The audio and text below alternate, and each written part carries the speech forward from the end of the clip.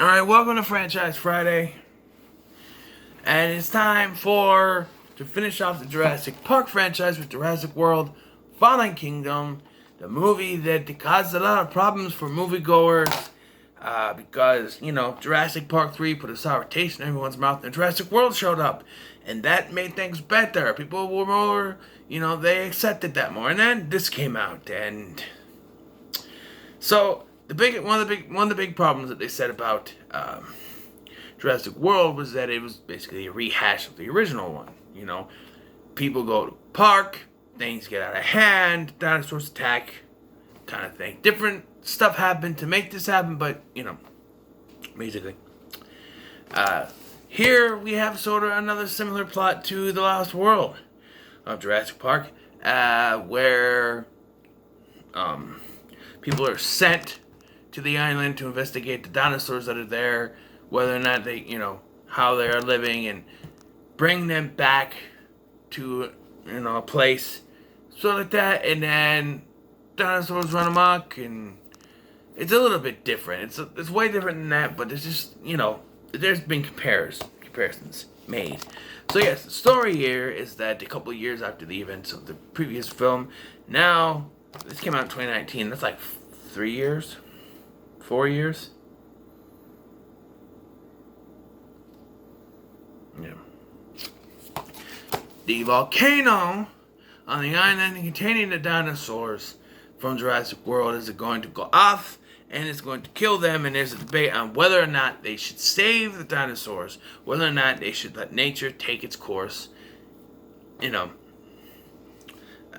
you got Ian Malcolm, Jeff Goldblum, the cameo here, and everyone was freaking, oh my god, Jeff Goldblum's coming back, and then he's amounts to a cameo here, and a cameo at the end of the film, and at the end of the film was just something we saw in the trailer where he goes, welcome to Jurassic World.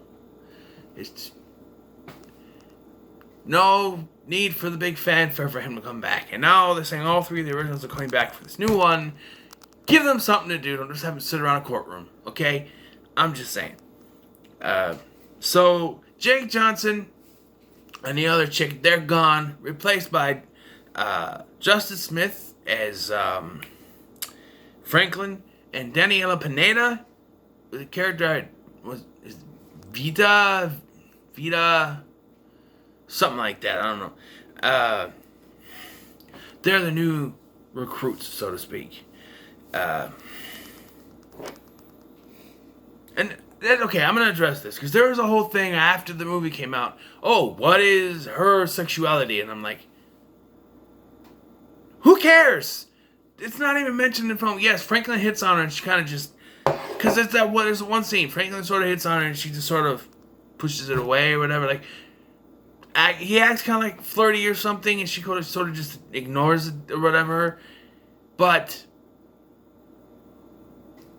so that sparks something. Oh, she must be lesbian, or, how about she's just not interested in him? Okay? I've seen stuff on the internet talking about, what is her sexual preference? Who cares?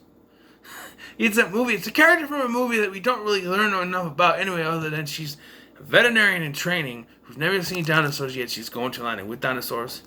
Who knows? You got Ted Levine, who is obviously a bad guy. Okay, so Claire and Owen are brought in by the business partner, the never before seen business partner of John Hammond.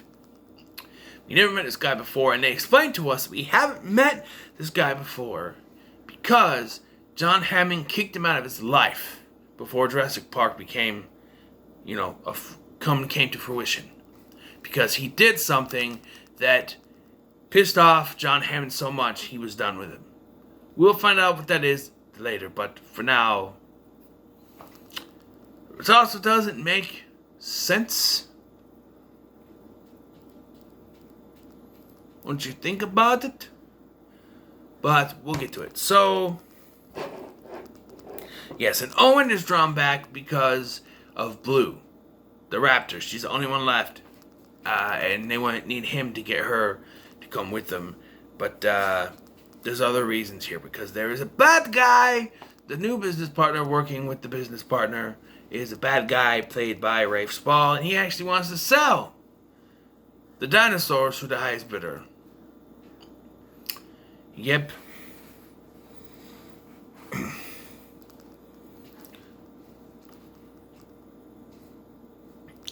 I would have liked it better if we focused more on the people wanting to weaponize dinosaurs. This is sort of that, but like Vincent D'Onofrio, it seemed like Vincent D'Onofrio, there was more going on there. Like someone, like maybe he was working for someone, and that person could have been, even it could have been Rafe Spall's character. Like, hey, I sent him there to help try to, train them to follow orders. You did what you were told, something like that. I don't know, but it just didn't go that way. I think one of the big problems with this film is when they try to build up tension, they do it wrong. There's one scene. So once they are betrayed, he gets Blue, only gets Blue to listen, but then they trank Blue, and she freaks out, and then he freaks out and he gets tranked. So he's laying there as the lava starts flying up to him, and there's tension. But one, this is played for comedy. And two, we know he's not going to die. He's the main freaking character. Likewise, when Claire and Franklin, one, there's a scene where there's this dinosaur coming through a tunnel. And it's lit very well. But then you have Franklin screaming like a little girl. That takes away from the tension. And the trailers I saw showed that there could be some good horror in this. Especially when the dinosaur in the trailer, that new dinosaur's creeping up on the little girl in the bed. But then once again we get to that, and you know that Blue's gonna show up, or someone's gonna show up and save the little girl by this point in the film. So, it's not just gonna be. Her name is Macy, and she's the granddaughter of the business partner guy. Yes. And so there's another scene where Franklin and Claire, they're in that little orb thing the nephews were in the previous one, and they're in the water, and they're going to drown, and you're like, no, they're not, because their main character's not going to die right now. Here comes Owen, and he's breaking it open, and they get out. So it's like, there's no tension, because we know these characters aren't going to die. So try tension other ways, And so this new character, Dita, whatever her name is, she's kind of captured by the bad guys because she's a veterinarian. She knows how to take care of dinosaurs, I guess.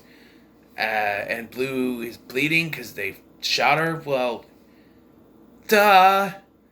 Shoot her. So they do, I don't know how right this is, they do a blood transference and they transfer T-Rex DNA into the raptor. I don't think they're compatible, but this is already bullshit because dinosaurs don't exist anymore, so I'm just gonna let it go.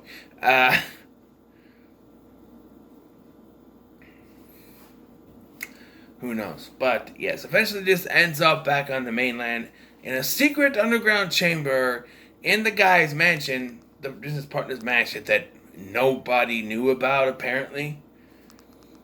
And we get a reveal, sort of, because there's this little book that the guy holds, and why he's always holding it, never showing anyone. And we see it, and there's a picture of the housekeeper or nanny, and she's very young, and this little girl looks just like Maisie. So, I didn't catch it when I was in the theater. I was focused on the nanny for some reason, not the little girl. Yeah, the little girl looks like Maisie, but, kids look like their parents. But I was focused on the nanny for some reason. And then when they reveal that Maisie is actually a clone of the daughter, bullshit. Does she not age? Because they say, unless I missed something, they say that this is the thing that split John Hammond and this guy apart. This would have happened before Jurassic Park even happened. That little girl would be all grown up now if that was what split them up. It makes no sense. It makes no sense. How is she still a little girl? Did they stop the aging process? It's never explained. And they use this girl as a deus ex machina for later in the film. Because once again, the question is asked whether or not we should save the dinosaurs or let them die. Because they're in this place, this poisonous gas has been let out, and they have, all the dinosaurs are going to die. They're going to suffocate, and they're going to die. And Claire's ready to push the button, and she stops. Because she realizes that maybe it's better. Because if they do that, they're going to unleash dinosaurs on the entire world. So they're going to save millions of people. Because some dinosaurs, not all of them, are dangerous, but some. Meaning they can step on you, I guess. But the vegetarian ones, the herbivores, they're not, unless you piss them off, they're not going to do anything to you. They won't eat you unless you piss them off. But, yeah, so she decides not to push the button. And just as it looks like it's about to die, at the last second, the little girl pushes the button and lets them go. And her reasoning is, they're real, just like me. Fuck you, little girl. Who said you could play God? You have now doomed people to die vicious, horrible deaths by dinosaurs because they're real just like you.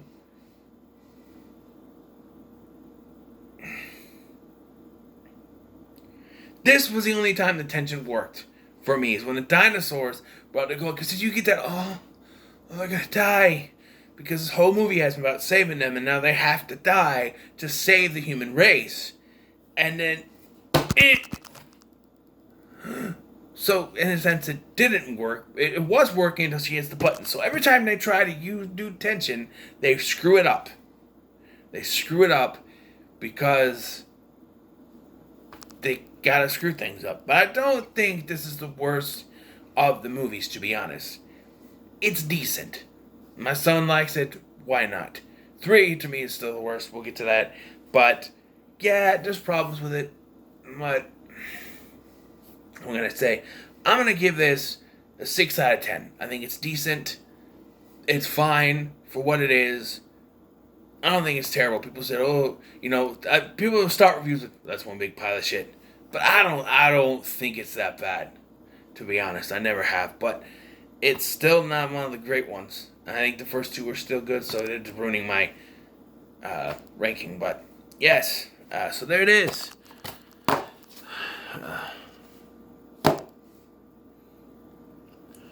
Finish one franchise on Franchise Fridays. You want a hint? You want a hint? I'll give you a hint of the next franchise I'm going to be covering on this channel for Franchise Friday. Actually, I'd show it to you, but you can't see it. Till then, make sure to like, share, and subscribe. Thanks for watching. I've been Scotty, and I'll see you in the next one.